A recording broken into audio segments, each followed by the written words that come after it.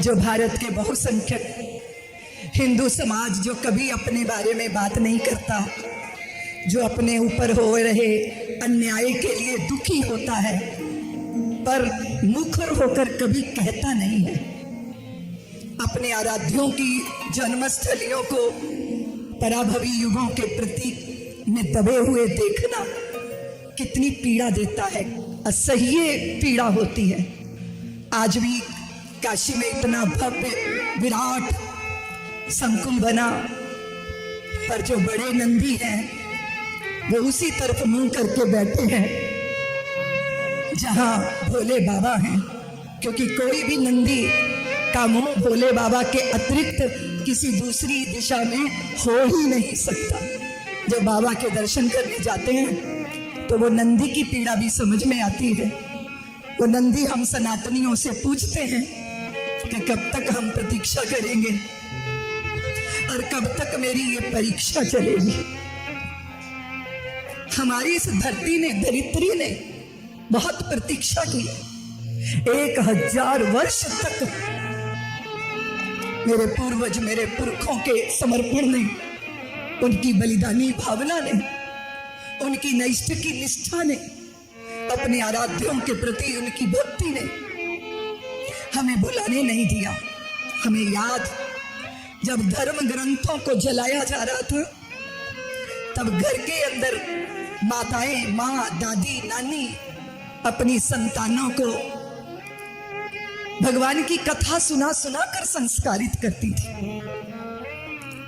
जब मंदिरों पे प्रतिबंध थे, उस घोर काल में भी भारत की देवियों ने, संतों ने, ऋषियों ने, यतियों ने, भूदेवों ने समाज के चित्त को संस्कारित करने की साधना निरंतर बनाए रखी। अपने जड़ से अलग होकर कोई बेल हरी भरी नहीं होती देवियों। अपने पूर्वजों का स्मरण, अपने पुण्य श्लोक, महापुरुषों का स्मरण, अपनी बलिदानी संतानों का स्मरण, वो हमें ऊर्जा भरता है, वो हमें प्रेरित करता है, वो प्राण में प्रेरणा बनता है।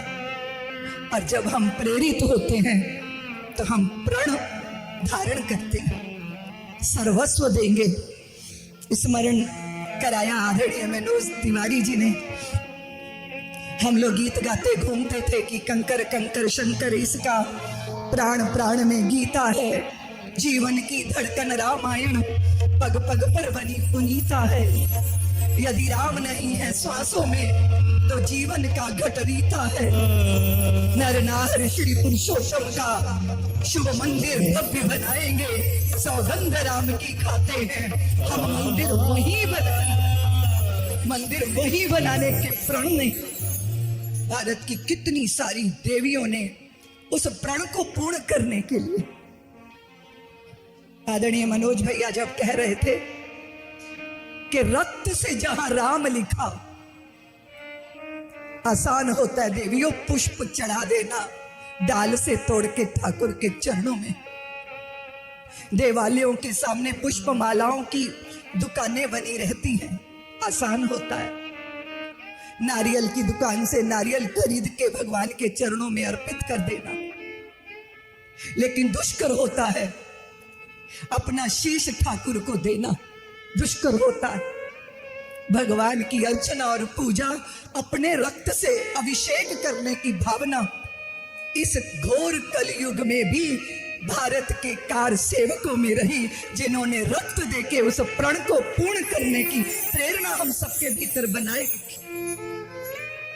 ये त्याग की, ये तपस्या की, ये प्रतीक्षा की, ये अपने व्यक्तिगत सुख को समर्पित करने की साधना होती है देवियों। साधारण व्यक्ति अपने इंद्रियों के विषय में या मन के रंजन में या बुद्धि के विलास में, शरीर के पोषण में लगा रहता है।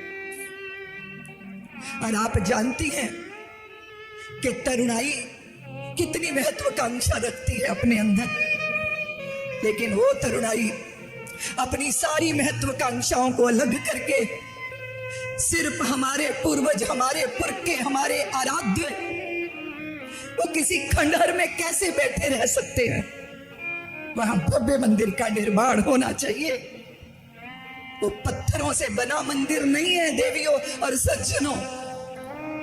वो वहां दिखाई देने वाले पत्थर दिखते होंगे, लेकिन 500 साल की प्रतीक्षा उस मंदिर का गर्भगृह है।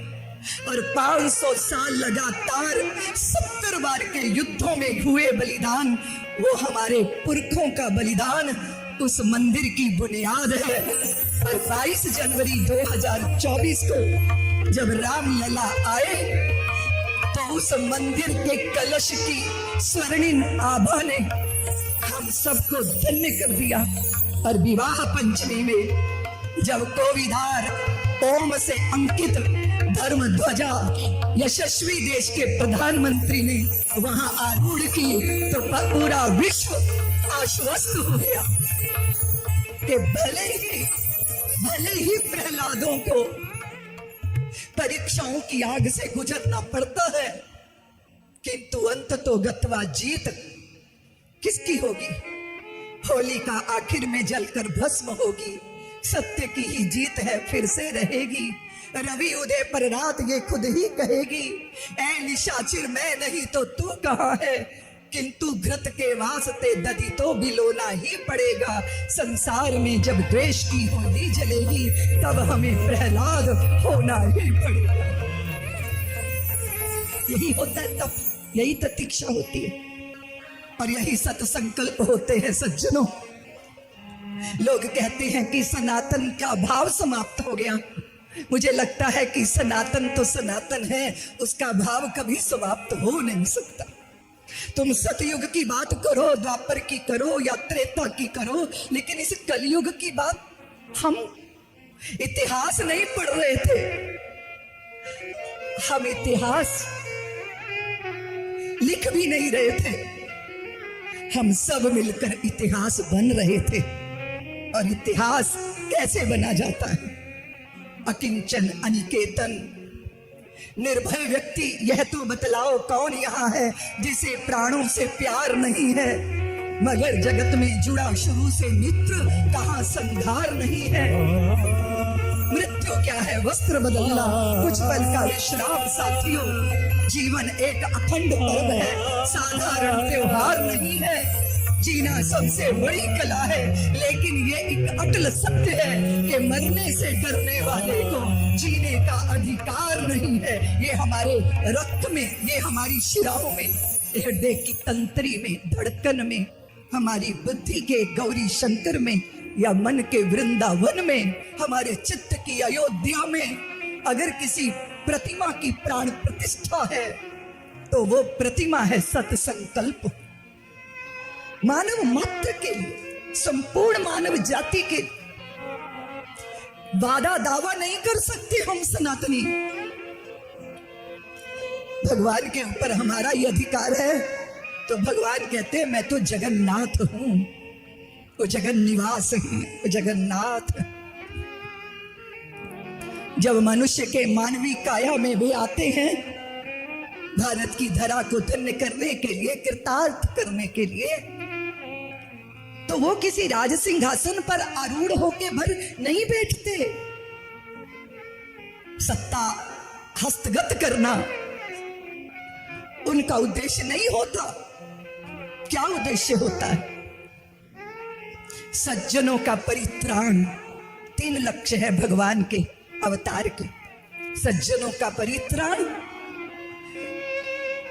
और दुष्टों का दमन, और तीसरा है धर्म की संस्थापना, धर्म राज्य की संस्थापना। भगवान संतों का परित्राण, सज्जनों का परित्राण करते हैं, दुष्टों को दमन करते हैं और सज्जन शक्तियों को दुष्ट दुर्जनों के सम्मुख खड़ा करके और सज्जनों के पक्ष में स्वयं खड़े होकर किसी धर्मराज, किसी युधिष्ठिर को, पांडवों को निमित्त बनाकर धर्म की संस्थापना करते हैं। और जहां तक मैं देखती हूं, मनोज भैया, श्री राम जन्मभूमि की आंदोलन का प्रसाद हमको मिला कि दिल्ली के सिंहासन पर, जिसको सब पार्लियामेंट कहते हैं, और अब क्योंकि धर्म प्रेमी वहां बैठे हैं तो वो मुझे सुधर्मा सभा से कम नहीं लगती, क्योंकि वहां लक्ष्य है भारत का उत्कर्ष, भारत की सेवा, भारत के लिए अपना अर्पण समर्पण। वर्षों वर्षों बाद ये दिन देखे हैं कि कोई हमारी भावना का सम्मान करता है। उस दिन जब ध्वजा को देख रहे थे ना देश के प्रधानमंत्री, कैसे सजल हो रही थी उनकी आंखें, क्या अनुभव कर रहे होंगे वो। मैंने श्री राम जन्मभूमि के आंदोलन में इतने सारे लोगों को प्राणपन से लगे देखा, मैं उसकी साक्षी हूं, लेकिन वो तरसते हुए चले गए, वो मंदिर नहीं देख पाए, वो राम लला को वहां विराजमान होते नहीं देख पाए, ये पीड़ा लेके उनका प्रयाण हो। लेकिन इतना शुभ कार्य किसके हाथों से होना है, ये भी तो विधि, ये भी तो विधाता, ये भी तो परमात्मा चयन करते हैं ना। देश के प्रधानमंत्री के हाथों और प्रदेश के योगी जी के हाथों ये कार्य होना था, ये निश्चित था, लेकिन उसके पीछे लंबी श्रृंखला संघर्ष की रही। हम सब बड़े भाग्यशाली हैं और लक्ष्य तो वही है, जैसे अभी मनोज भैया ने कहा, यमुना पार को अयोध्या बनाना है। अयोध्या बनाने का अर्थ क्या है? घर घर के भीतर माँ पिता के प्रति संतानों में मान सम्मान की भावना हो, श्रवण कुमार जैसी संतानें हो जो अपनी जवानी की सार्थकता अपने माँ पिता को तीर्थ यात्रा कराने में अनुभव करते हो। अयोध्या बनाने का अर्थ क्या है? श्री राम जैसा अपराजित पौरुष हो सनातनियों में,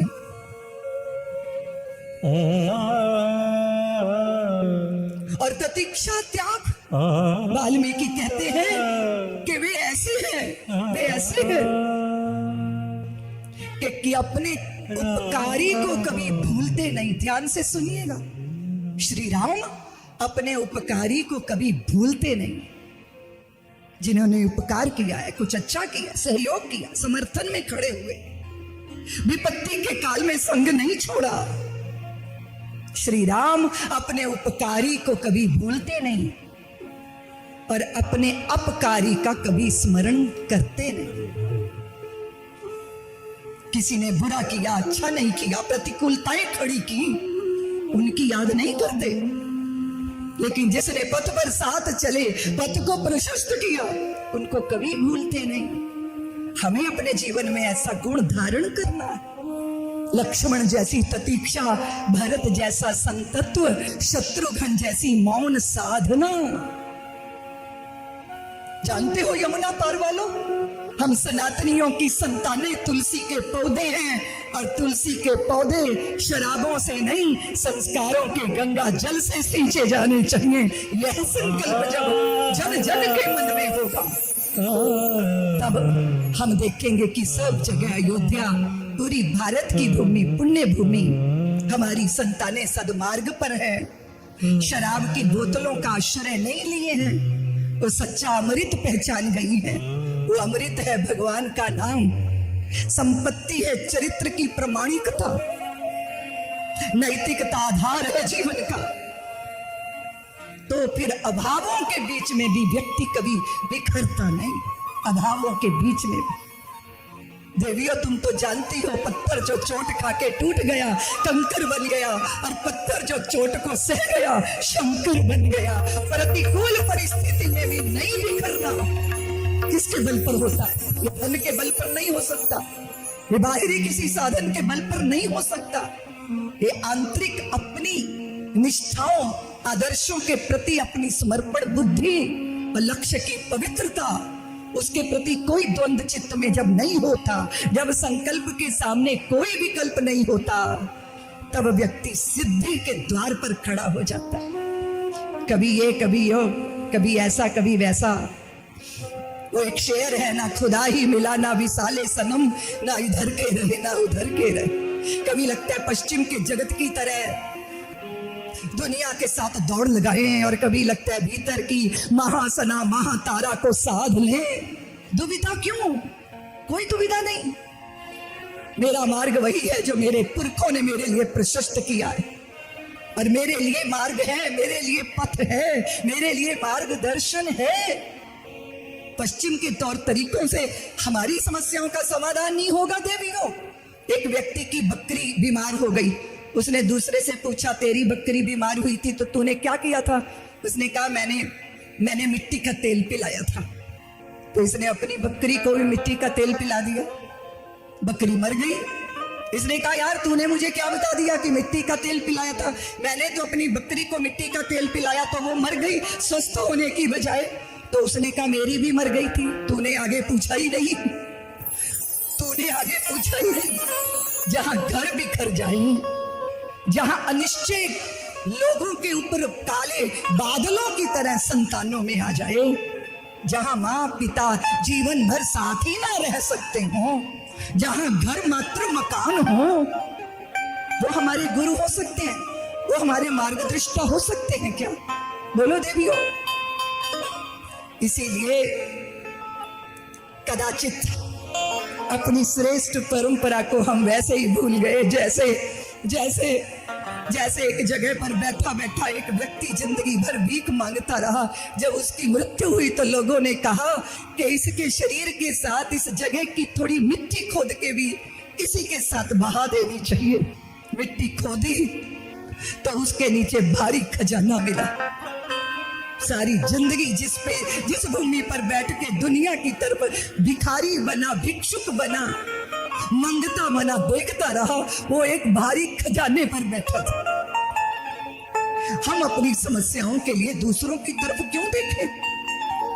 भगवान श्री कृष्ण के जीवन का ऐश्वर्य देखिए, उनकी अनिकेतनता, उनकी अकिंचनता, और प्रत्येक परिस्थिति को, समस्याओं को, चाहे वो कितनी भी बड़ी विकराल हो,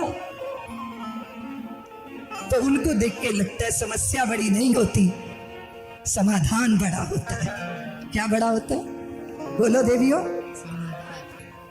कान्हा और दाऊ भैया और सात्यकी तीनों जंगल में जा रहे, रात्रि हो गई, वहां विश्राम करना पड़ा।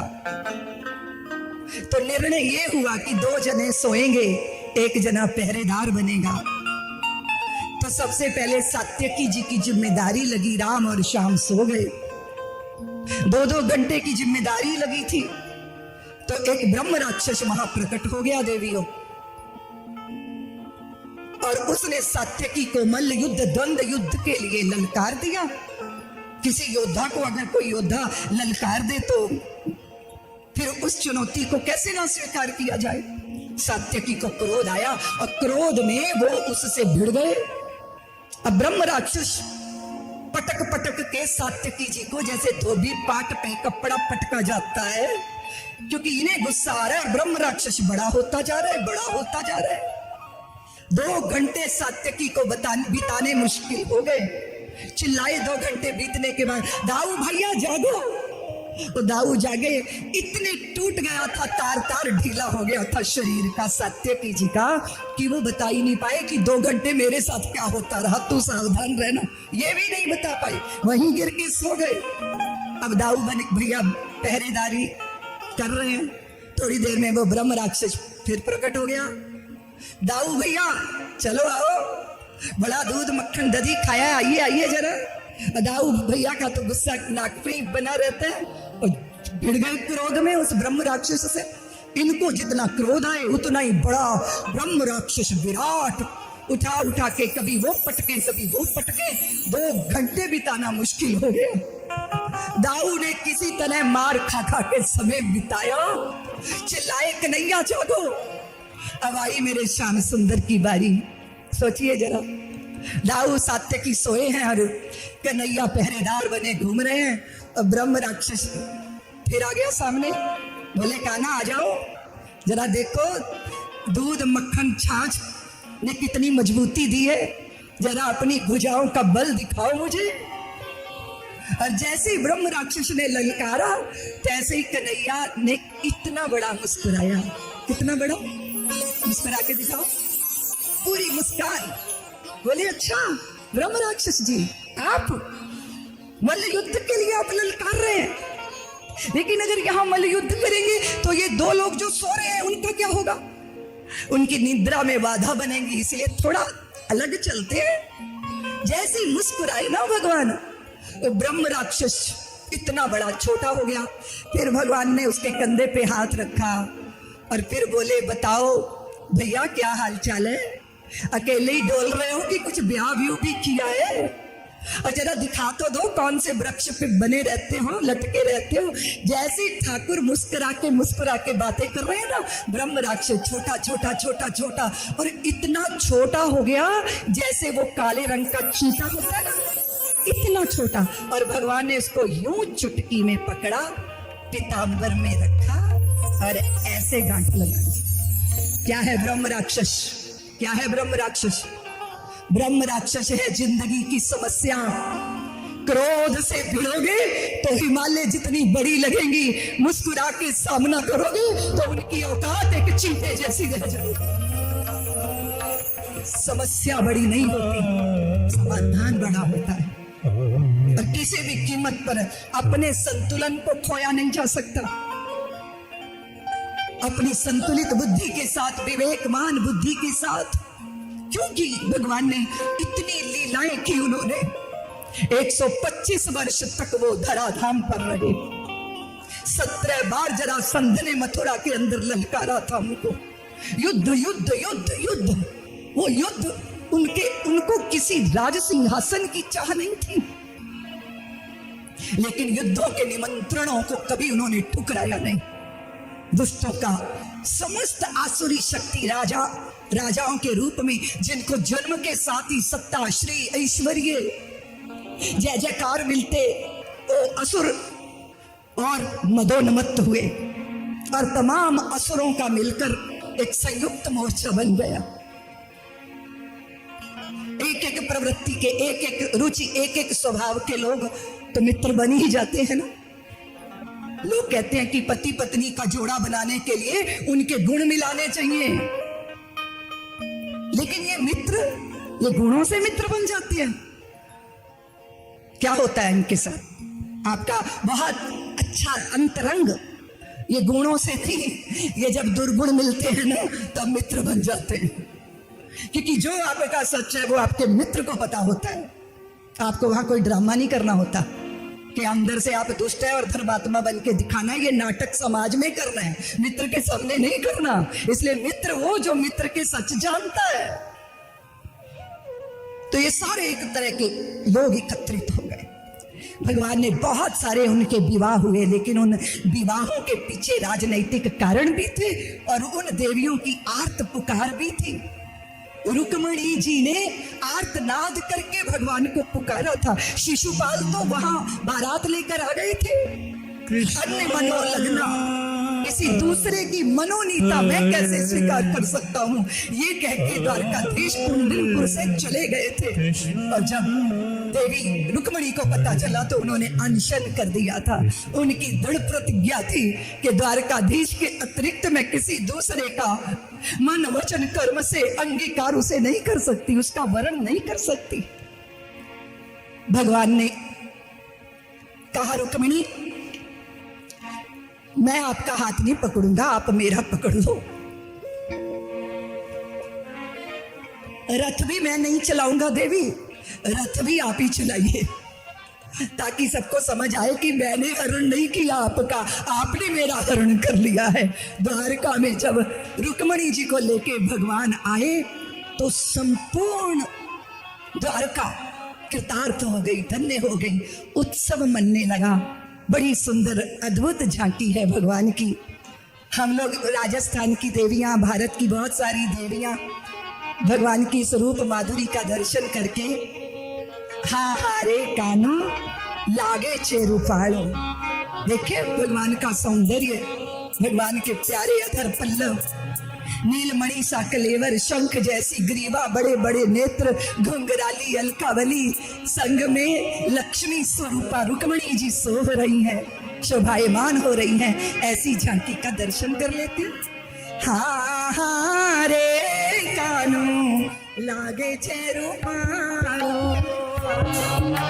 रे कानू लागे चेरूपाड़ो,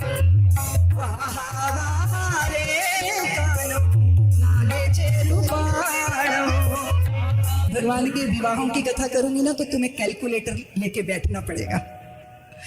कभी कभी ऐसा भी होता है कि जो आपके आश्रित हैं, आपकी शरण में हैं, उन्हीं को आपके चरित्र पर संदेह हो जाता। भगवान के जीवन में ऐसी घटना घटी थी। स्यमंतक मणि प्राप्त किए एक यादव प्रमुख थे जिनका नाम था सत्यजित। उन्होंने सूर्य भगवान को प्रसन्न किया, तपस्या की, और उन्होंने प्रसन्न होकर उन्हें स्यमंतक मणि दी। और जब वो स्यमंतक मणि लेकर आए तो ऐसे लग रहा था द्वारका की सड़कों पर साक्षात सूर्य नारायण उतर कर आ गए। भगवान ने कहा, अरे वो सूर्य नारायण नहीं है, वो तो सूर्य नारायण भगवान की कृपा प्राप्त करके सत्यजित आए। 8 बार सोना प्रकट करती थी वो स्यमंतक मणि। सत्यजित के भाई का नाम था प्रसेनजित। जिस मणि की आराध्य बनाकर पूजा हो रही है वो गले का श्रृंगार तो नहीं बन सकती ना। प्रसेनजित उसे गले में बांध के चला गया। वो आखेट के लिए गया, लौटा ही नहीं। पहले तो सत्यजित को इसीलिए चिंता हुई कि आज हम वंचित हो गए। 8 बार सोना, तकरीबन 25 किलो सोना, आज हम वंचित हो गए उससे। जब सारी रात प्रसेनजित नहीं आया तब उन्हें अपने भाई की फिक्र हुई कि मेरा भाई कहाँ गया। भाई की खोज हुई तो भाई कहीं मिला नहीं। जो बात आपने मुख से निकाल दी ना वो जरूर पहुंचती है हवाओं के ऊपर आरूढ़ होकर। बात निकलेगी तो दूर तक जाएगी।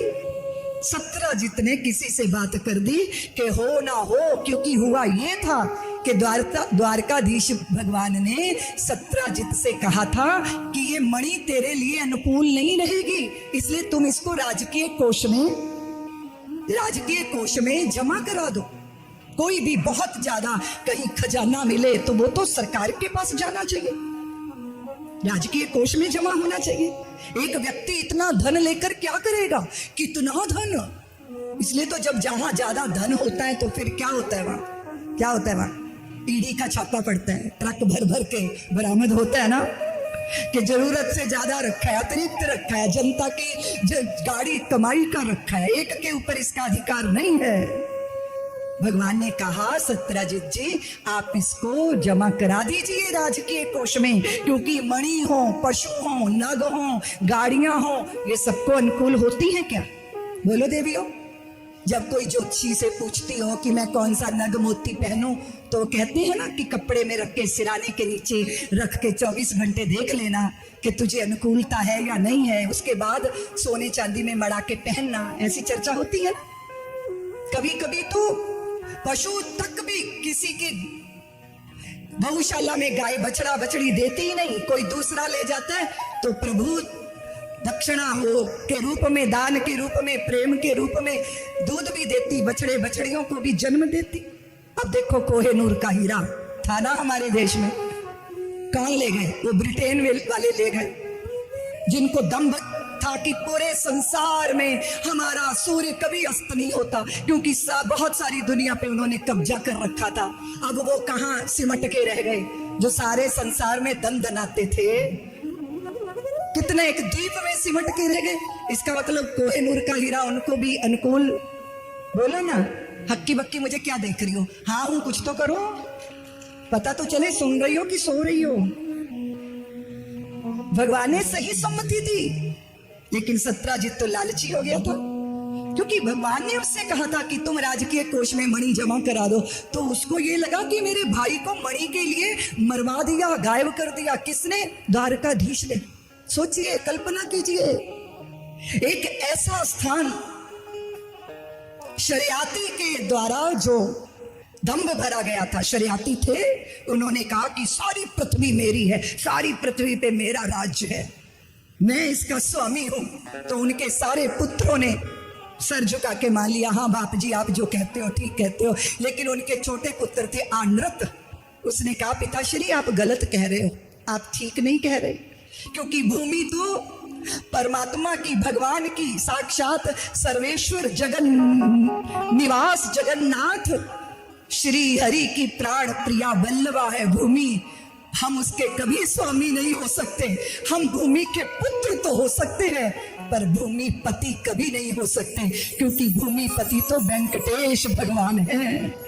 सही कहा, पुत्र ने सही कहा, लेकिन पिता की ईगो पे चोट लगी। पिता ने कहा तू बहुत बकवास करता है, बहुत बोलता है, तो तू निकल जा, मेरे राज्य से निकल जा। पूरी पृथ्वी पे मेरा राज्य है, जहां भी कहीं जाओ, पर मैं तुम्हें निष्कासित करता हूं। अनृत ने हाथ जोड़ के कहा पिताश्री, मैं आपकी आज्ञा का पालन कर रहा हूं, मैं जा रहा हूं। चले गए वो। पश्चिमी समुद्र के तट पर खड़े होकर उन्होंने तप किया, घोर तप किया, और उस तप से रीझ गए शेषशायी जगन निवास। और बहुत मधुर स्वर उनके कान में पड़ा, वत्स। और जब वो कान में स्वर पड़ा भगवान का, तो धन्य हो गए अनृत। उन्होंने कहा कि हम तुम्हारे लिए ये भूमि देते हैं। 100 योजन भूमि छोड़ के सागर पीछे हट गया। अनृत ने वहां अपनी राजधानी, अपना स्थान बनाया। उसी जगह पर भगवान ने और समुद्र से स्थान लेकर द्वारकावती, द्वारका बसाई। वैभव की वो ऐसी नगरी जिसमें वैकुंठ का वैभव भी लज्जित होता था। वहां रहने वाले भगवान के आश्रित लोग किस पर संदेह कर रहे हैं? जिनके शरण में है उन्हीं पर संदेह किया जा रहा है। आप तो छोटी मोटे बात होती है तो कहते हो दीदी माँ दुनिया बड़ा कलंक लगाती है। अरे यहाँ तो द्वापर में भगवान को नहीं छोड़ा, और त्रेता में जगत जननी माता जानकी जो अग्नि परीक्षा दे चुकी थी, उनको भी ताने सुनने पड़े, उनको भी अपमानजनक शब्द सुनने पड़े। तो हम और आप तो कौन से बाग के बथुए हैं? बताओ देवियों। छोटी मोटी बातों पर व्याकुल होना अच्छा नहीं होता। टिप्पणी होगी। अगर समाज में कोई काम कर रहे हो, अगर परिवार के ही मुखिया हो, तो आप ही के आश्रित आप पे टिप्पणी करेंगे। टीका टिप्पणी क्या बोलते हैं इसका? बोलो ना, बोलती नहीं हो। और तुमने वो कहानी कथा नहीं सुनी जब भोले बाबा और पार्वती बैल पे बैठे जा रहे थे दोनों, तो एक गांव से निकले। वो कहते देखो जरा इनको, कितने विचित्र हैं। वो बेचारा वृषभ, वो बेचारा बैल, कमजोर सा बैल, उस पर दो चढ़े बैठे हैं। इनको संकोच नहीं लगता, कैसे विचित्र है। तो भगवान ने कहा भगवती से कि शैल सुता आप बैठी रहो, मैं उतर जाता हूँ।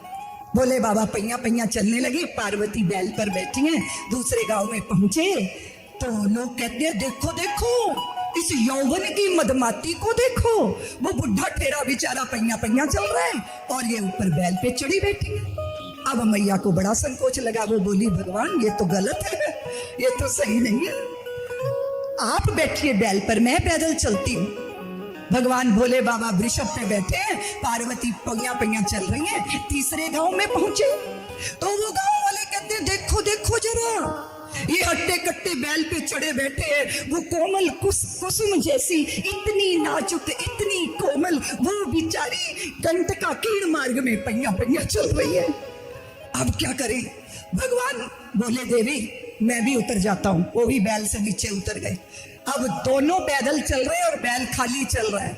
चौथे गांव में पहुंचे तो गांव वाले कहते हैं देखो इन मूर्खों को, लोगों के पास सवारी नहीं होती, इनको भगवान ने वाहन दे रखे हैं, फिर भी ये पैदल पैदल चल रहे हैं और वो बैल खाली चल रहा है।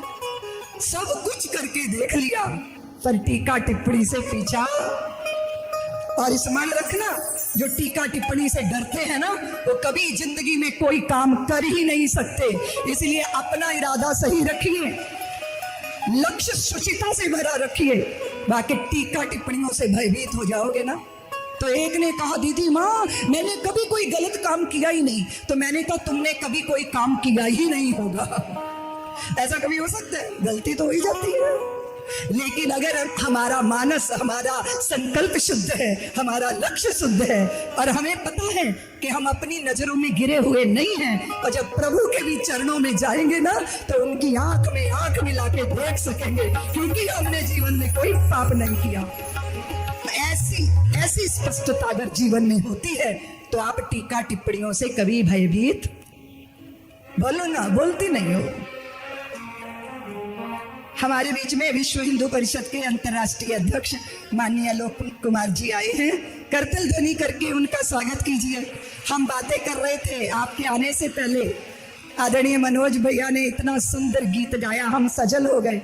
फिर हम बात कर रहे थे कि हम भाग्यशाली पीढ़ी में से हैं जो राम मंदिर और राम धर्म ध्वजा को देखा।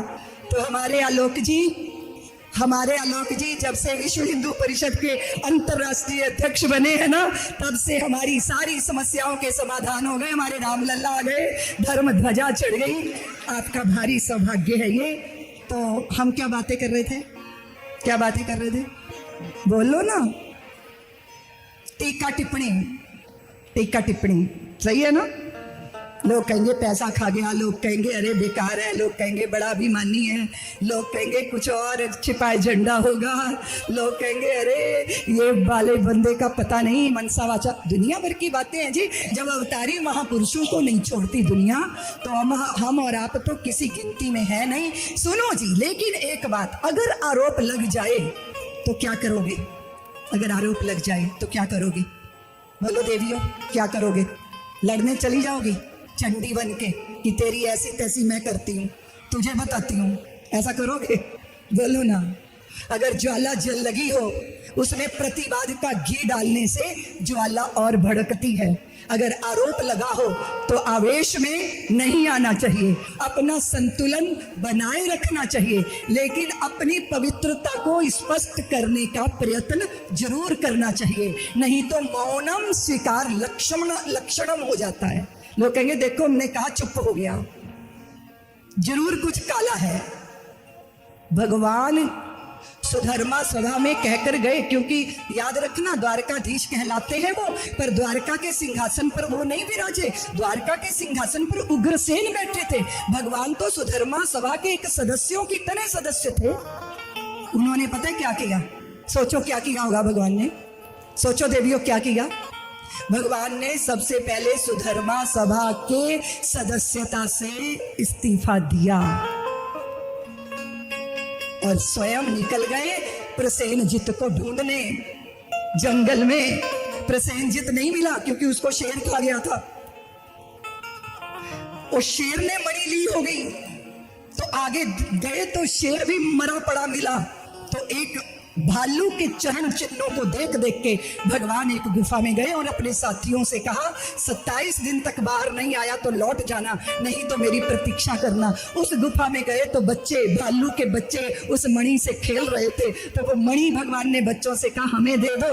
तो वो बच्चा जब रोया चिल्लाया तो वो जामवंत जी जो थे वो जाग गए और बिना देखे सुने भगवान पर कूद गए कि आपने ये हमारे बच्चे रुला दिए और उनका खिलौना छीन लिया। परिचय पूछा नहीं, और एक दूसरे के ऊपर ऐसा द्वंद्व युद्ध, कभी वो पटके कभी वो पटके कभी वो पटके। 27 दिन बीत गए देवियों, और एकदम जामवंत जी ने जैसे भगवान का वक्षस्थल देखा, उसमें कौस्तुभ मणि को देखा, वो पहचान गए कि ये तो मेरे आराध्य श्री राम ही है, और एकदम चरणों में प्रणाम किया और कहा प्रभु आप मुझे क्षमा कर दीजिएगा। भगवान मुस्कुराए, भगवान बोले जामवंत जी हम तो आपको पहले ही पहचान गए थे। ये जामवंत जी अभी तक है? क्यों है अभी तक? ये क्यों है अभी तक? उनकी एक इच्छा रह गई थी रामावतार में। युद्ध में सारे लोग युद्ध बीतने के बाद सब बैठे हैं श्री राम जी को घेरे हुए, तो सब वानर भालू बताते हैं हमने फलाने योद्धा को मारा, हमने फलाने योद्धा को मारा, हमने इस तरह युद्ध में पराक्रम दिखाया। तो भगवान बोले जामवंत जी आपने कुछ नहीं किया क्या? तो उन्होंने कहा प्रभु मेरे समतुल्य कोई योद्धा ही नहीं था, मैं किससे द्वंद्व युद्ध करता? मेरे समतुल्य तो रावण तक नहीं था, नहीं तो मैं उसकी परखचियां उड़ा देता प्रभु। लेकिन अगर मैं रावण का मर्दन कर देता तो फिर रावण को मारने का यश आपको कैसे मिलता? इसलिए हम शांत बैठे रहे। अगर देखा जाए तो युद्ध मेरे से करने का बल अगर किसी में है प्रभु तो आप में है। हो जाए दो दो हाथ। श्री राम मुस्कुराए, वो बोले जामवंत जी आप ब्रह्मा जी के पुत्र, हमें पता आपका बल अतुलनीय है, लेकिन अभी मैं मर्यादा में हूं, मेरा मर्यादा पुरुषोत्तम उत्तरदायित्व है मेरा। अभी युद्ध नहीं कर सकते। जब हम द्वापर में आएंगे ना कृष्ण बनकर, तब आप अपनी बाहों की खुजली मिटा लीजिएगा। इसीलिए ये 27 दिन द्वंद युद्ध हुआ है। और उसके बाद जैसे भगवान ने कहा कि हम तो कलंकी हुए घूम रहे हैं, ये मणि आप हमें दे दीजिए, तो वो बोले ऐसे मणि हम आपको कैसे दे दे प्रभु, मेरी पुत्री है जामवती जी, आप उनको स्वीकार कीजिए और दहेज के रूप में मणि लीजिए। भगवान दुविधा में पड़ गए कि रुक्मिणी के सामने कैसे जाएंगे, क्योंकि अभी तो लंबी श्रृंखला शुरू होनी है, पर ये तो दूसरा ही प्रस्ताव था रुक्मिणी जी के बाद। अब किसी भी तरह जामवती और मणि को लेकर भगवान जब द्वारका गए ना, तो भगवान बोले देवी जामवती, अब सोचो जामवती कैसी होगी। भगवान ने कहा सुनो देवी, मेरी पे कृपा करेगी, अपने को लपेट लो साड़ी में, हाथ नहीं दिखने चाहिए, पैर नहीं दिखने चाहिए, मुख तो बिल्कुल भी नहीं दिखना चाहिए, पूरा आवरण में अपने को लपेट लो, घूंघट काट लो, कोई तुम्हें ना देखने पाए। जामवती बोली जो आज्ञा प्रभु। संपूर्ण वस्त्र से ढक लिया अपने आप को जामवती ने। अब साथ में दुल्हन आई है, घूंघट काढ़े हुए। रुक्मिणी जी ने थाली लेके आरती तो उतार ली, दिल धकपक धकपक कर रहा है कि मेरी सौतन को ले आए, कुछ बोल तो सकती नहीं। इतना ढकी हुई क्यों हो देवी तुम, अपना मुख तो दिखा दो। रुक्मिणी को लगा कि मेरे से बहुत सुंदर होंगी, तभी तो श्याम सुंदर का दिल जीत लिया और अपने साथ ले आए। तो रुक्मिणी मनी मन सोच रही है कि बहुत सुंदर होगी, बहुत सुंदर होगी। ऐसा करो श्री हरि कि ये ज्यादा सुंदर है ना, बस उतनी सुंदर न रह जाए, इसका रूप मेरे जैसा हो जाए। देखते ही देखते जामवती सर्वांग सुंदरी हो गई। जैसे ही घूंघट उठाया, विचार करिए, नहीं तो सोचिए कि भगवान त्रिभुवन सुंदर भगवान और उनके पास बैठी हो जामवती जी, लंबे लंबे बालों वाली रीछनी, तो भला शोभा देगा। लीलामय राम ने ऐसी, प्रभु ने, लीलामय भगवान ने ऐसी लीला की है। और जामवती जी का दूसरा विवाह नहीं हुआ, दूसरा विवाह तो सत्यभामा के साथ हुआ। जब भरी सभा में सत्राजित को बुलाया गया और कहा गया कि ये मणि आप लीजिए, आपकी मणि। अब सत्राजित को बहुत बहुत दुख हुआ, क्योंकि पूरे द्वारका वाले उसको धन पशु बोलते थे। क्या बोलते थे, बोलो ना, बोलती नहीं हो। कभी कभी कार्यकर्ता कहते हैं कि चलो दीदी माँ फलानी सेठ के घर चलते हैं, वहां तुम थोड़ा बहुत कुछ खा लेना और वो जरा मोटा सा लिफाफा देंगे और हम काम करेंगे, है ना। ऐसे तो वो देगा नहीं सेठ, आप चलो साथ में। तो हमें ले जाते हैं और उसके बाद फिर हम पूछते हैं कि भैया कुछ मिला कि नहीं मिला। अरे बोले दीदी माँ वो तो बट वृक्ष निकला, बरोटा। हमने कहा बरोटा वो क्या होता है? बोले बड़ा होता है पर उसमें गूलर के फल लगे होते हैं। तो एक बात और कहते हैं, जो लिफाफा होता है ना वो शरीर है ना, और उसके भीतर जो माल होता है वो आत्मा है। तो कार्यकर्ता कहते हैं दीदी माँ शरीर ही शरीर है, अंदर आत्मा और प्राण है ही नहीं है। नाम बड़ा है पर हृदय बड़ा धन पशु। अब सत्राजित ने कहा, भगवान ने कहा लो भाई अपनी मणि ले लो। सत्राजित ने कहा प्रभु ये मणि आप रख लो। भगवान ने कहा नहीं ये मणि नहीं चाहिए। तो सत्राजित ने कहा अब जामवती जी को ले ही आए हो तो मेरी पुत्री सत्यभामा को स्वीकार कीजिए, दहेज के रूप में मणि लीजिए। भगवान ने कहा सत्यभामा स्वीकार है पर आपकी ये मणि स्वीकार, ऐसी मणि जिसके कारण अपनों को भी द्वारकाधीश पर शक हो गया था। सत्यभामा भूदेवी है। क्या है? भूदेवी। सत्यभामा जी का दूसरा विवाह सत्यभामा जी और तीसरा विवाह जामवती जी। सत्यभामा और सत्या जिनको नागंजिती बोलते थे। और फिर भगवान का विवाह मित्र वृंदा से हुआ, कालिंदी से हुआ, लक्ष्मणा से हुआ। यह 8 पाणी गृहीता भारिया। और एक रुक्मिणी जी का पुत्र हुआ था प्रद्युम्न, जिसको भौमासुर ने उठाकर सागर में फेंक दिया था। मछली मत्स्य उसको खा गई थी। उस भौमासुर ने इतना अत्याचार मचा रखा था, उसकी मृत्यु होनी थी प्रद्युम्न जी के हाथ। ये कथा बड़ी विस्तार की है, अगर कथा सुननी है ना देवियों तो 1 महीना आसन लगा के बैठना होगा। 3 घंटे सुबह, 4 घंटे शाम को, तब मैं कथा कहूंगी ना तो भी आधा कथा कह नहीं पाऊंगी। कथा का इतना बड़ा विस्तार है। लेकिन सीधी सी बात सुनिए कामदेव प्रद्युम्न के रूप में आए थे और रति ने मायावती बन के उनका पालन पोषण किया था। और काम का रूप स्त्री पुरुष का संगम ही नहीं होता। काम यानी कामना, सांसारिक कामना। एक होती है दुष्ट कामना और एक होती है, बोलो, बुरी कामना। प्रद्युम्न को ने जब वो मत्स्य में से प्रकट हुए और मायावती ने उनका लालन पालन किया, ये रति ही है। बड़े हुए तो उन्होंने कहा कि तुम ऐसे मेरे साथ ऐसा व्यवहार क्यों करती हो, माँ जैसा तो नहीं करती हो। उसने कहा मैं माँ नहीं हूँ आपकी, मैं नित्य संगिनी हूँ, आप कामदेव है, मैं रति हूँ, मैं मायावती के रूप में यहाँ हूँ। आपके हाथों इस व्यक्ति का वध होना है। तो उसका वध करके प्रद्युम्न पत्नी सहित द्वारका आए थे। ये कथा और एक कथा है जिस नरकासुर ने, भौमासुर ने 16,100 लड़कियों को कैदी बनाया था, राजाओं की कन्याओं को। 20,000 जब ये हो जाएंगी तब वो ब्याह करेंगे उनके साथ। तो भगवान को पता था कि भौमासुर भूमि का पुत्र है, इसको मारा नहीं जा सकता, क्योंकि देव ऋषि नारद कह गए थे इसको मारा जा सकता है भूमि की आज्ञा से। और सत्यभामा कौन है? भूमि, वो स्वयं भूमि है। गरुड़ पर उनको आरूढ़ करके भगवान ले गए थे। उसने इतना भगवान को तीर मारे, प्रभु के वक्ष स्थल पर तीर लगते जा रहे हैं, भगवान रक्त रंजित हो रहे हैं। और सत्यभामा कह रही है प्रभु ये क्या लीला कर रहे हो, उसको मारो ना, उससे मार खाए जा रहे हो। तो भगवान मुस्कुरा के बोले मैं देवी इसी बात की प्रतीक्षा कर रहा था कि तुम आज्ञा दोगी तब इसका कल्याण होगा। 16,100 कन्याओं को भगवान ने कहा कि तुम जाओ जहां जाना चाहती हो, परिवारों में अपने जाओ। तो वे हाथ जोड़ के बोली एक दिन भी लड़की स्त्री घर से बाहर चली जाती है तो उसके चरित्र को पवित्र नहीं माना जाता, हमें कौन स्वीकार करेगा। ये एक समस्या, सुनिए जरा, द्वापर की समस्या। 16,100 कन्या या तो आत्महत्या करे या समाज में अपमानिता होकर रहे। और अगर उसको उनको वैसे ही शरण दी जाती द्वारका में तो द्वारका के यादव संतानें क्या उनका सम्मान करती?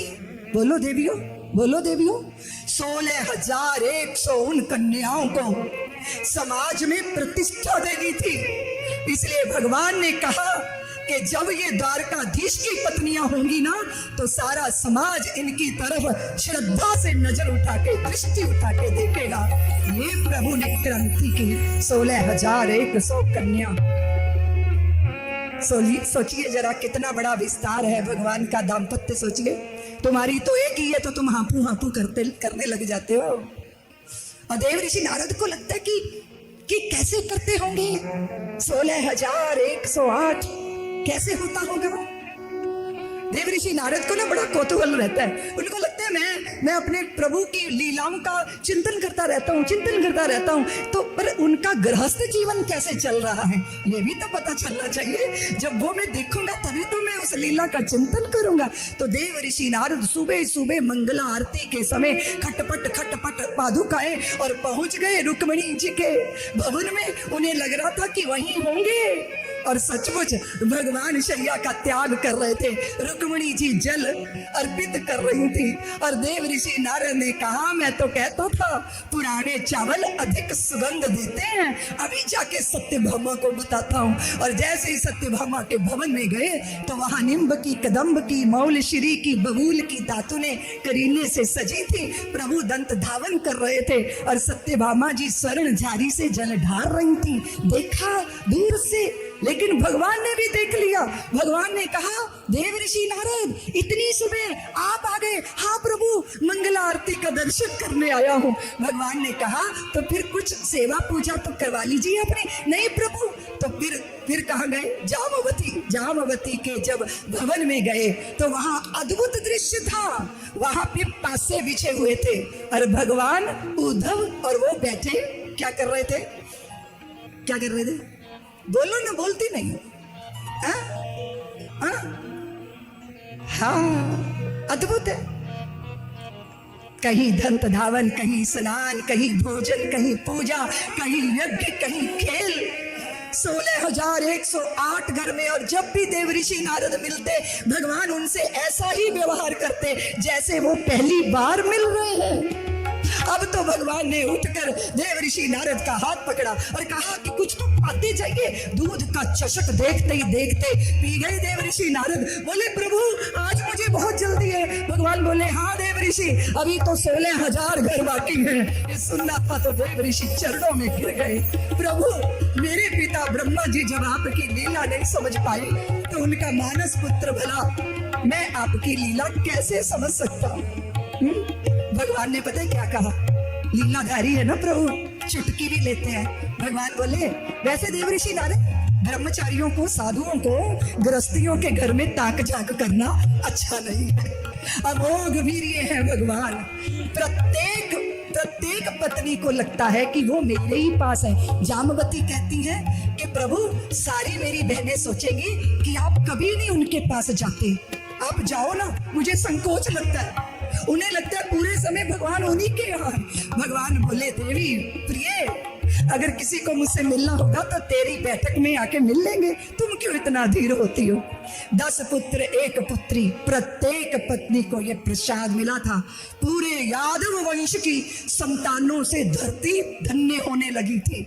और लेकिन इतने बड़े ऐश्वर्य में भी भगवान का मन नहीं लगता। कहाँ खिंच के जाती है चित्तवृत्ति अपने भक्तों के पास, पांडवों के पास। राजसूय यज्ञ जो जहां बैठे हो ना आप, खांडवप्रस्थ, इंद्रप्रस्थ बना दिया गया था। बड़ा परिश्रम, पता नहीं आप लोगों को सब करने के लिए कितना परिश्रम करना पड़ता है। हमारे सांसद जी कह रहे थे कि दीदी माँ ये जो सड़क है ना, ये हाईवे है, ये जब शुरू हो जाएगा ना तो 2 घंटे में यमुना बिहार वालों, शाहदरा वाले जो है 2 घंटे में हरिद्वार पहुंच जाया करेंगे। ऐसा सुंदर पथ बनाया जा रहा है। तो सोचिए उस समय क्या हुआ होता होगा। क्यों मनोज भैया, कितनी जेसीबी लगती होंगी है ना। और खांडवप्रस्थ को इंद्रप्रस्थ बनाने के लिए कैसा परिश्रम। और परिश्रम जो है ना वो वैभव और संपदा को प्रकट करता है। हाथ पे हाथ धरे बैठे नहीं से कुछ भी, बोलो ना देवियों। जिनके माथे पर मेहनत से नहीं छलकता मीत पसीना, काम चोर जो बनकर चाहे इस दुनिया के अंदर जीना, उन्हें धरती का भार कहेंगे, एक नहीं 100 बार कहेंगे। और दूसरी बात है देवियों, सत्कर्म जो है स्वर्ग जाने के लिए ही नहीं करने चाहिए। सत्कर्म अपनी धरती पर स्वर्ग उतारने के लिए करने चाहिए। स्वर्गीय आनंद, स्वर्गीय सुख, वैभव। और तुम लोग कहते हो ना दीदी माँ, हमने फलाने महात्मा से सुना था कि चादर देख के पैर फैलाना चाहिए। ये उचित है क्या? चादर देख के पैर फैलाना चाहिए? बोलो उचित है क्या? अब चादर छोटी हो गई, तुम बड़े हो गए, अब घुटनों को पेट पे लगाए कब तक सोते रहोगे? दर्द नहीं होने लग जाएगा? बोलो ना, बोलती नहीं हो। मेरा निवेदन है कि चादर देख के पैर फैलाने की बात मत करो। पैर फैलाओ और जितनी बड़ी चादर चाहिए उतना परिश्रम करो, उतना मेहनत करो। वैभव को कमाना पड़ता है, धरती पर लाना पड़ता है, उचित योजना और समय सीमा, और उसके लिए रात दिन क्या। हमारे मनोज भैया बैठे हैं, मैं कहा भैया तुम थके हो? बोले हाँ दीदी माँ, लेकिन थकावट तो उतर जानी चाहिए ना, क्योंकि पटना की गंगा जय जयकार कर रही है। बिहार में आप सबकी जय जयकार हुई है। परिश्रम के बाद परिणाम आता है। हम कहाँ थे? हमें जाना है राजसूय यज्ञ में। अग्र पूजा भगवान की होगी। जब अग्र पूजा होने लगी उसके पहले अश्व छोड़ा गया था। जरासंध ने अश्व पकड़ लिया था। अर्जुन ने कहा भैया यज्ञ कैसे होगा? तो फिर क्या होना चाहिए? जरासंध से प्रत्यक्ष युद्ध नहीं लड़ा जा सकता। तो अर्जुन और साथ में गए थे भीमसेन और हमारे कन्हैया, तीनों ब्राह्मण के भेष में गए थे। और जरासंध का यह प्रतिज्ञा थी कि सुबह सुबह जो उसको मिलता है, वो जो मांगता है वो उसको देते हैं। तो इन तीनों ने क्या मांगा? ब्राह्मण बने इन तीनों योद्धाओं ने क्या मांगा? जरासंध से मल्ल युद्ध मांगा, द्वंद्व युद्ध मांगा। तो ये जरासंध ने कहा कि पहले तो वस्त्र हो ब्राह्मणों जैसे, पर ब्राह्मण जैसे हो नहीं, क्योंकि ब्राह्मण कभी युद्ध की भिक्षा मांग नहीं सकता। जरासंध ने कन्हैया जरासंध ने कहा कन्हैया मैं तुझे पहचान गया, अब तू 17 बार मुझसे भागा है, अब तुझसे मैं क्या मल्ल युद्ध करूं। और ये अर्जुन ये तो तेरी प्रतिछाया है, लेकिन ये भीमसेन, हाँ इससे युद्ध हो सकता है। पता है कितने दिन तक भीमसेन पटक पटक के जरासंध, कभी भीमसेन जरासंध को, कभी जरासंध भीमसेन को।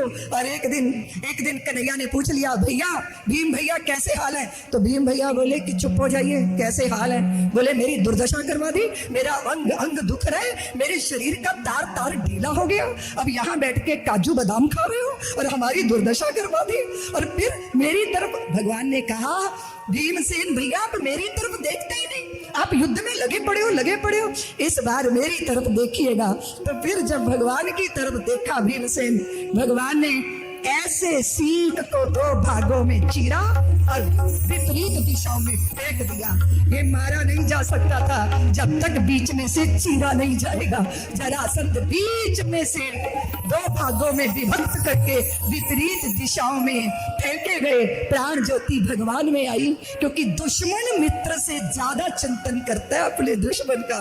और भगवान कहते हैं भाव कुभाव जो भी मेरा सिमरन करता है उसे मेरे धाम में जाने का अधिकार है। और यहाँ जब आए वहां पर सत्यदेव, सहदेव नाम था जरासंध के पुत्र का, मगध का सिंहासन उसको देख के भगवान इधर आए, फटाफट हमें कथा को पूर्ण करना है।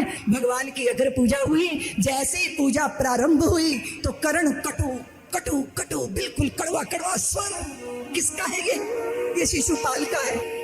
अरे पांडवों तुम्हारी बुद्धि पे पत्थर पड़ गए, तुम गांव के गंवारिये, डंगर चुराने वाले, चराने वाले की पूजा करोगे? अरे मेरी वाक तप्ता पत्नी का हरण करने वाला ये द्वारकाधीश कहलाता है, सागर में छुपा बैठा। भैया ऐसी गालियां दी और भगवान गालियां गिनते जा रहे हैं, क्योंकि भगवान ने, ये उनकी बुआ जी का बेटा है, 4 बाहें लेके पैदा हुआ था। तब घोषणा हुई थी कि जिसकी गोदी में जाएगा ये 2 बाहें गायब हो जाएंगी। सब अपनी अपनी गोदी में ले रहे थे। कन्हैया की गोदी में जरासंध, उसको शिशुपाल को जब बालक था जब रखा गया तो 2 बाहें गायब हो गई। अब इन्हीं के हाथों से मारा जाएगा। बुआ जी ने कहा मेरे बेटे को ऐसे मत मारना। भगवान बोले बुआ जी 100 अपराध क्षमा करूंगा, शतक बनाएगा ये जिस दिन। तो बड़ा चालू था, 99 तक की गालियां देता था, हर जगह देता था। इस बार पांडवों की सभा में इतना उसे गुस्सा आया कि वो गालियां गिनना भूल गया, पर भगवान तो गिन रहे थे। 100वीं गाली जैसे मुंह से निकली, भगवान की तर्जनी में से सुदर्शन चक्र प्रकट हुआ और शिशुपाल का पीछा करते करते अब शिशुपाल सबके सिंहासनों के नीचे छुट्टा घूम रहा है। अरे भगवान के अपराधी को भला कौन शर्म दे सकता है? शिशुपाल कौन है जी? शिशुपाल गर्दन से शरीर अलग हुआ तो प्राण ज्योति भगवान में गई। कौन है जी ये? कौन है जी ये? अरे वही तो है ये नारायण भगवान के द्वारपाल जय विजय, जो शापित होकर राक्षस बने, रावण कुंभकर्ण बने, हिरण्याक्ष हिरण्यकश्यप बने और द्वापर में शिशुपाल और दंत वक्र बने। है तो भगवान के पार्षद ही ना। उद्धार हो गया, अग्र पूजा हुई। अब यहाँ जितनी भी समिति, यहाँ हमारे आलोक भैया देहदान समिति दधीची के नाम से संचालित करते हैं। अपना रक्त दो, अपना अंग दो, अपनी नेत्र दो, किसी की ज्योति बने, अपना दिल दो, आपके जाने के बाद भी किसी के लिए धड़कता रहे, अपने फेफड़े दो, आपके जाने के बाद भी कोई श्वास ले सके, है ना। कितना बड़ा उपकार का कार्य है। तो जरा समिति के लिए तालियां बजा के स्वागत कीजिए। शरीर छूट जाए उसके बाद भी उपकार हमसे होता रहे। सेवा जब करनी हो तो बताओ सेवा कौन कर सकता है? देवियों इधर देखो मेरी तरफ, इधर उधर क्या झांक रहे हो? कौन कर सकता है सेवा? सेवा कौन कर सकता है? कोई बड़े पद पर बैठा व्यक्ति बड़े पद पर बैठने की वजह से प्रतिष्ठित होता है? बोलो ना। अगर 4थी मंजिल पे कौवा बैठ जाए तो क्या वो हंस हो जाएगा? बोलते नहीं हो। और अगर कौवे के सिर पे मुकुट लगा दिया जाए तो क्या वो महामहिम हो जाएगा? द्वारकाधीश बने हैं कनु, नीलमणि, कनु, कान्हा, श्याम सुंदर, वासुदेव और अब द्वारकाधीश। सब की व्यवस्था बांटी गई है।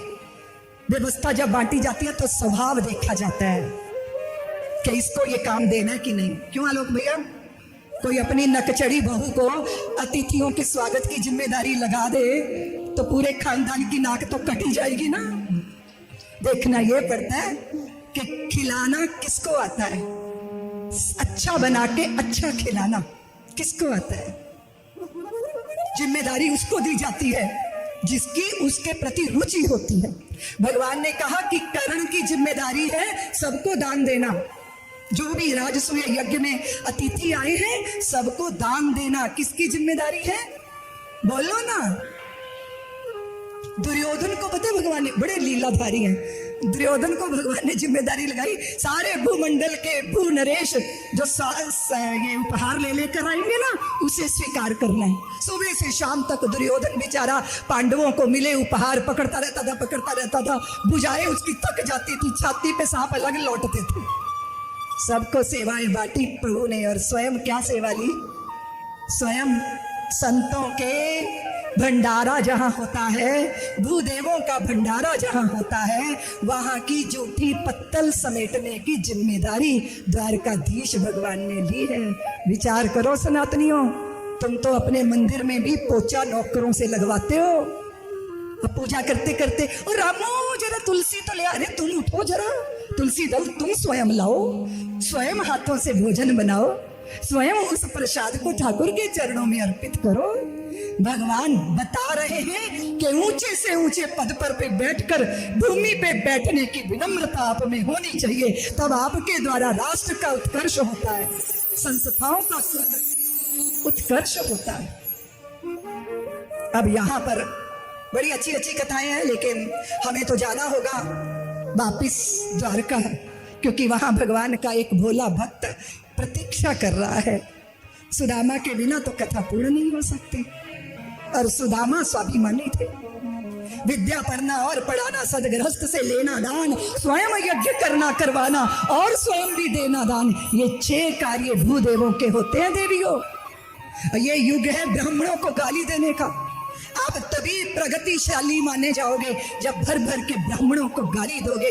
ब्राह्मण वेद हैं, उपनिषदों को अपनी प्रज्ञा में धारण करने वाले, और जब आप सम्मान करो उनका, देखो द्वारकाधीश भगवान कैसे उनका सम्मान करते हैं, कैसे सम्मान करते हैं। सुदामा की पत्नी बोली कि जाओ ना वहां।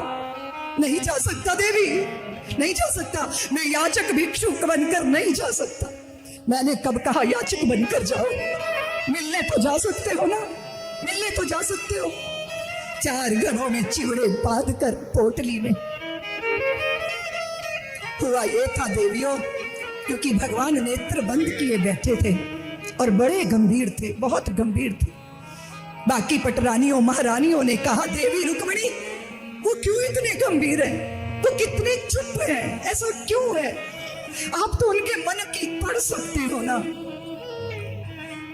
उनके मन के भीतर झांक के रुक्मिणी ने देखा, तब देखा कि आज उन्हें अपने मित्र की याद आ रही है।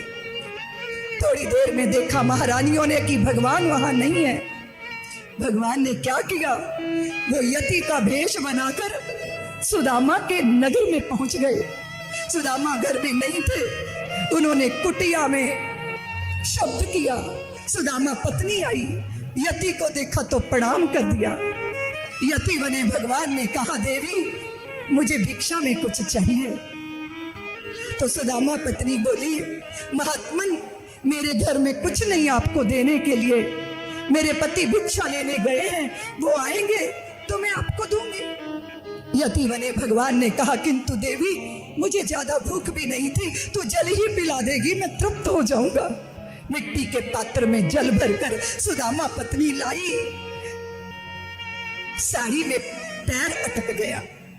कभी कभी जब हमें बड़ी प्रसन्नता होती है ना, सुदामा की पत्नी को लगा हम भिक्षुओं के घर में भी कोई भिक्षा मांगने आ गया, कितना बड़ा सद्भाग्य। हमारे द्वार पर संत खड़े हैं, हमारे द्वार पर यति खड़े हैं। वो इतनी व्याकुल थी कि गिर गई, पात्र टूट गया, पानी बिखर गया।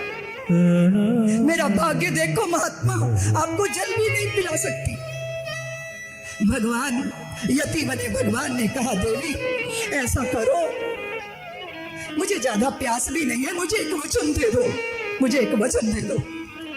एक संस्कारी देवी कैसी होती है। देवियों सुनो, सुदामा पत्नी ने कहा, महात्मा जब मेरे पति घर में नहीं है तो मैं आपको कैसे कोई वचन दे सकती हूँ।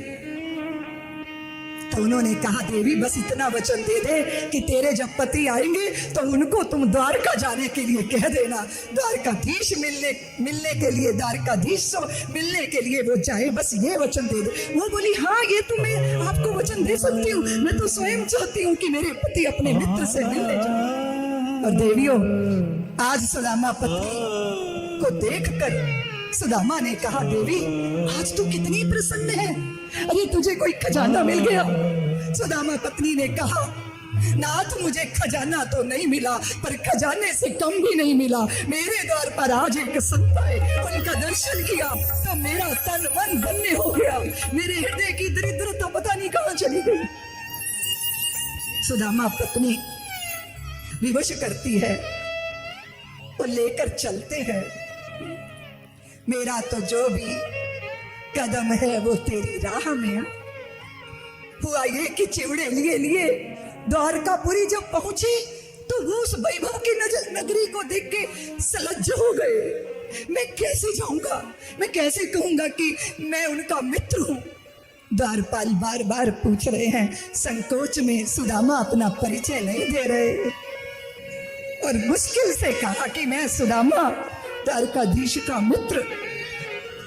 सेवकों ने आके बताया, भगवान भोजन करने जा रहे थे। सेवक आके बताते हैं, शीश पगाना जगा तन पे, प्रभु जाने को आए बसे के ही ग्रामा। शीश पगाना जगा तन पे, प्रभु जाने को आए बसे के ही ग्रामा। धोती फटी लटी दुपटी सी पाओ उपाओ, कौन ही सावा दार खड़ा। द्विज दुर्बल एक बतावत आपन, नाम सुदामा, बस नाम सुदामा सुना और द्वारकाधीश पदत्राण पहने, पटका गिर गया। पदत्राण पहनने की प्रतीक्षा नहीं की, ड्योड़ियों को लागते लागते आकुल व्याकुल से द्वारकाधीश द्वार पर पहुंच गए। और जैसे सुदामा को देखा, उसका चेहरा हाथों में, अरे सुदामा है, अरे मेरा सुदामा है, अरे मेरा सुदामा है। द्वारकाधीश भगवान ने सुदामा को अजान बाहों में भर लिया, गोदी में लेकर भीतर आए, अपने आसन पर बैठाया, स्वयं भूमि पर बैठे। और जैसे ही वो विवाही फटे, रक्त रंजित कांटों का जाल, रात को लेकर जब जल लेकर आई सारी देवियां, भगवान चरण धो रहे अपने मित्र के। पायन ताई डिबाई फटी और कंगर जाल लवो पुनी जोए। हाय महा दुख सखा तुम आए तेना किते दिन खोए। देख सुदामा की दीन दशा, करुणा करके करुणा निधि रोए। पानी परात सो हाथ छुओ नहीं, नैनन के जल सो पग धो। लोचनों से अश्रुओं का प्रवाह, गंगा यमुना बह रही। सुदामा की व्याकुल हो गए प्रभु, अपने मित्र के चरण अपनी गोदी में लेकर बैठे। करुणा द्वारका वाले सोचते हैं ये द्वारकाधीश को क्या हुआ। करुणा निधि भगवान कहते हैं, अरे जब जन्मों जन्मों का पुण्य उदय होता है तब ऐसे त्यागी ब्राह्मण के दर्शन होते हैं। अरे वो मेरे बालपन के सखा है, आज मेरे बालपन के सखा।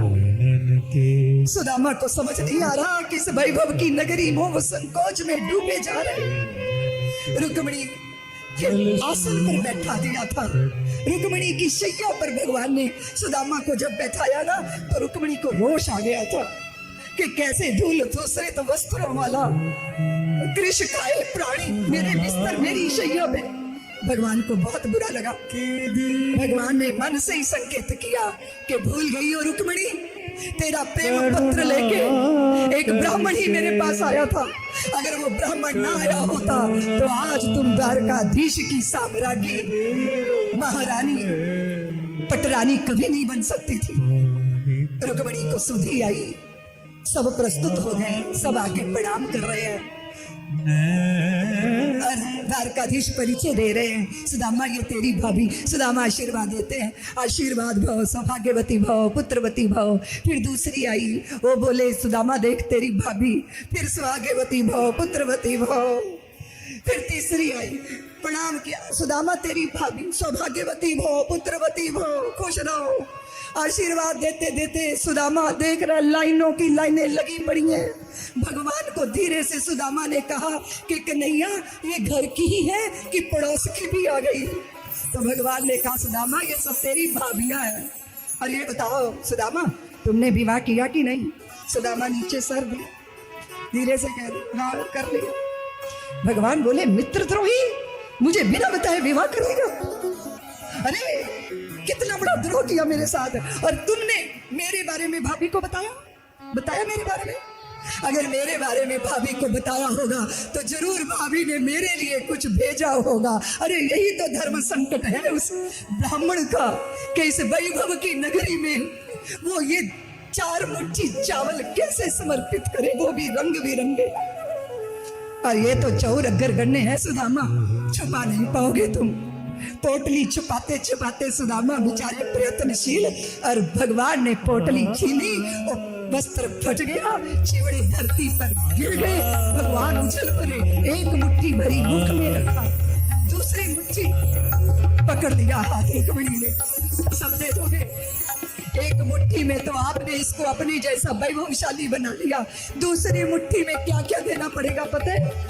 लगता है हम सबको भी इसी को दे दोगे, हमें भी तो ये प्रसाद प्राप्त करने का अवसर मिले। फिर अष्ट सिद्धि स्वरूपा भार्याओं ने वो 2 दाने चिवड़े के मुख में डाल के अपने सौभाग्य की सराहना की है। देवियों ये है मैत्री। क्या है? ये है मैत्री, मेरे ठाकुर की मित्रता। जितने दिन सुदामा रहे रुक्मिणी शैया पे नहीं सोई, शैया पे तो सुदामा ही सोते थे। और बीच बीच में भगवान उठ के पूछते कि सुदामा प्यास तो नहीं लगी, भूख तो नहीं लगी। अरे एक दिन भगवान ने कहा सुदामा सुधर्मा सभा तक में जाके परिचय दिया।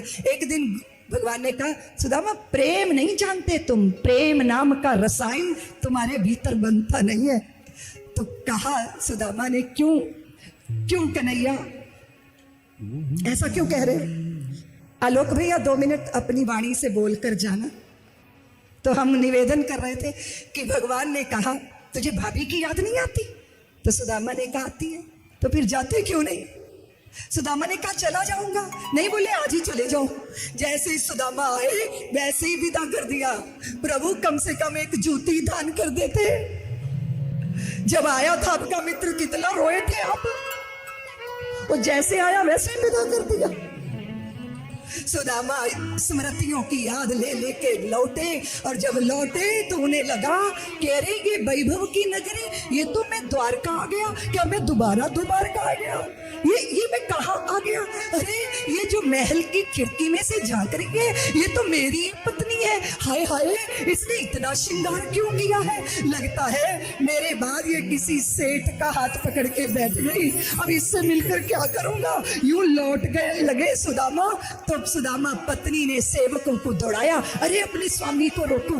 अरे किसको कह रहे हो स्वामी? अरे आप है हमारे स्वामी। पकड़ के ले गए सुदामा को राजभवन में। जब एकांत हुआ तो पूछा सुदामा ने पत्नी से कि किसके घर में रहती हो? सुदामा पत्नी बोली तुम्हारी बुद्धि पे पत्थर पड़ गए, तुम्हारे घर के अतिरिक्त मैं किसके घर पे रहूंगी? भूदेव जिस दिन आप गए उस दिन सागर में भारी तूफान आया। मैं कुटिया में दरवाजे पर पीठ टेक के बैठ गई। बादल गरज रहे थे, बिजली चमक रही थी, सागर तूफान से व्याकुल हो रहा था। और जैसे ही द्वार पे आवाज हुई, मैंने पूछा कौन? बाहर से आवाज आई, भाभी द्वार खोलो।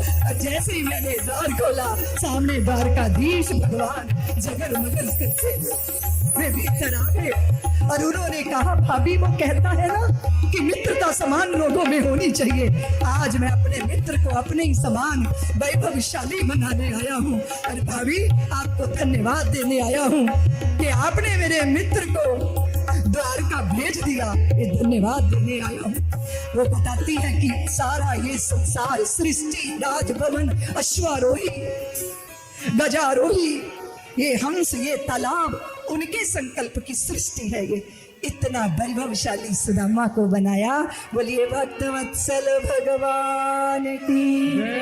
भगवान के 3 लक्ष्य थे, सज्जनों का परित्राण, दुष्टों का दमन और धर्म की संस्थापना।